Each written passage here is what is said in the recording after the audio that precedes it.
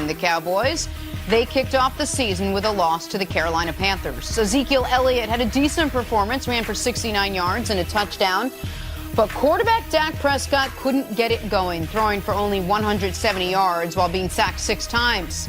Cece, how concerning was the Cowboys' offense in this loss to Carolina? You got to be concerned. You got to be concerned about their wide receivers. When we got the news about Travis Frederick, we knew that Nick and I in our conversations, we knew that it would have a trickle-down effect. People just think you can replace all pro guys the best at their position.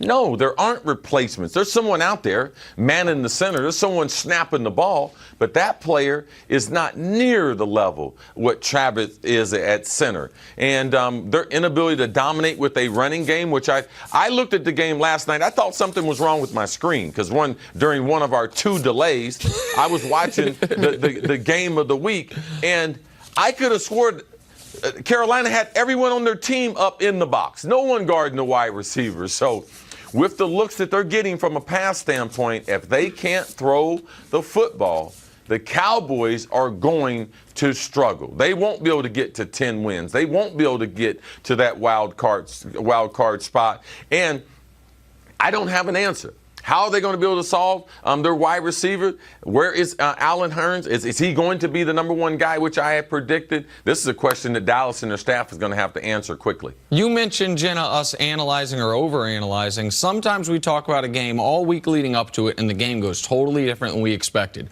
Had we talked about Saints-Bucks, I would imagine it went different than we would have expected. And sometimes the game goes exactly like we said it could. And that was yesterday's Panthers-Cowboys game. We said all week that if there was any game on the Cowboys schedule where Zeke could be neutralized, it would be this game against Carolina. If there was any game where they had to particularly get big plays up the sideline, big plays down the field by the wide receivers, it was this Panthers game. And Zeke was okay, I think, by his standards. Despite the touchdown, you would say he was somewhat neutralized, but they got nothing in the passing game. No big plays, 0 plays bigger than 20 yards. Only 3 plays bigger than 15 yards. And Travis Frederick not being there, that offensive line looked totally different. Dak was sacked on a higher percentage of dropbacks than any player in the league yesterday. So all of a sudden you look at Dallas. Dallas's defense, which is another thing we said could be an underrated part of their team. I thought their defense did a good job. They got to Cam Newton. They neutralized the Panthers running game to a degree. I thought the front 7 played well. And you hold Carolina to 16 points. That's good enough job on that side of the football, but to have nothing going in the passing game, and this is now a trend for Dak going last half of last year, only 1 big game in his final 8. He starts this year with 170 yards on 34 passes? Like, that's a brutal game. Or 29 passes, pardon me. He was bad, the offensive line wasn't very good, and the receivers were nowhere to be found. But wait, Nick, when it comes to the passing, how much of that do you place on the receivers, and how much of that do you place on Dak being able to find those receivers? Obviously, he would be in better shape if he had a true number 1 receiver.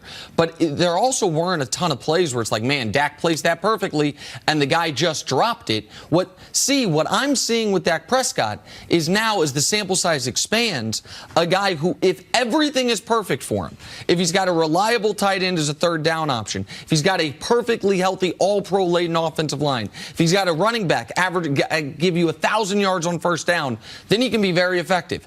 But if any of those ingredients are missing, the recipe gets all screwed up. That is the belief I am starting to have the more I see Dak Prescott play when anything is askew. I'm not surprised at all. I don't believe he is the force multiplier. Don't believe that he has that strong arm to be able to depend on. So I thought it was essential for them to add another weapon. The sudden retirement of Witten as the tight end and Dez Bryant, them not offering him a contract option, I believe they made a mistake there, and I believe that we're seeing it right before our eyes in week number 1 against the Panthers. And the late season cut of Dan Bailey seemed to bite him yesterday as well, with the young kicker missing a field goal. Right. That could have been big in that game. All right, we got to take a break. Coming up, Aaron Rodgers leading a comeback of all comebacks. That's next on First Things First.